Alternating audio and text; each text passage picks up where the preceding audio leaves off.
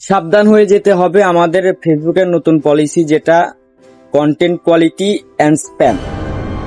তো আসসালামু আলাইকুম সম্মানিত ভিউয়ার্স, আশা করি আপনারা সবাই অনেক ভালো আছেন। তো যে বিষয়টা বলার জন্য আসলাম সবার সাথে, কারণ এই বিষয়টা সবারই আসলে অ্যাটলিস্ট জানা দরকার।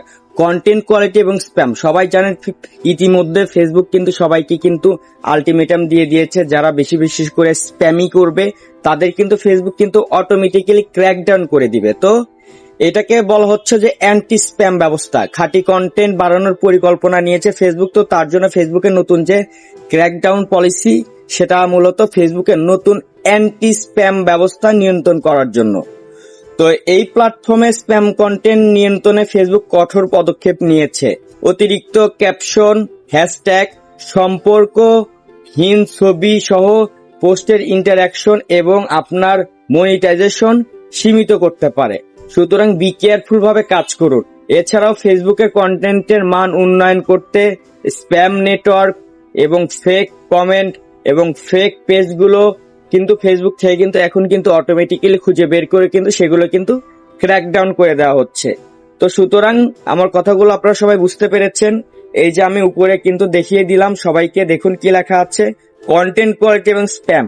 সবাই গুগল থেকেও কিন্তু নতুন নতুন আপডেট নিতে পারেন। তাছাড়া কিন্তু ফেসবুকের নিউজ রুম আছে, ফেসবুকের নিউজ রুম থেকেও কিন্তু আপনারা কিন্তু আপনাদের যাবতীয় তথ্য, ফেসবুক রিলেটেড তথ্যগুলো কিন্তু আপনারা ফেসবুকের নিউজ রুম যে ওয়েবসাইট আছে newsroom.facebook.com, সেখান থেকে কিন্তু আপনারা কিন্তু জেনে নিতে পারবেন। এখন থেকে একজন আদর্শবান ফেসবুকে কন্টেন্ট ক্রিয়েটর হতে চাইলে অবশ্যই ফেসবুকের নিয়ম নীতিকে আপনাকে সবসময় রেসপেক্ট করতে হবে এবং তাদের দেখানো গাইডলাইন অনুযায়ী আপনাকে আপনার কার্যক্রম চালিয়ে যেতে হবে। তো সেই জন্যই মূলত আপনাদের মাঝে এই মেসেজটি দেওয়ার জন্য আমি এমডি পারভেজ আহমেদ এই কথাগুলো বলছি। তো সবার উদ্দেশ্যেই কথাগুলো বলা, কারণ আমার সামান্য এই কথাতে যদি আপনারা একটুখানি উপকার পান তাহলে কিন্তু আমি অনেকটাই হ্যাপি ফিল করব। তো বি কেয়ারফুল ভাবে সবাই কাজ করবেন, বেশি বেশি করে হেলদি ওয়েতে কাজ করার চেষ্টা করুন। লাইক, কমেন্ট, শেয়ার এবং কন্টেন্ট রিলেটেড এর ক্ষেত্রে আস্তে ধীরে এবং স্লোলি কাজ করার মনোবাসনা তৈরি করুন।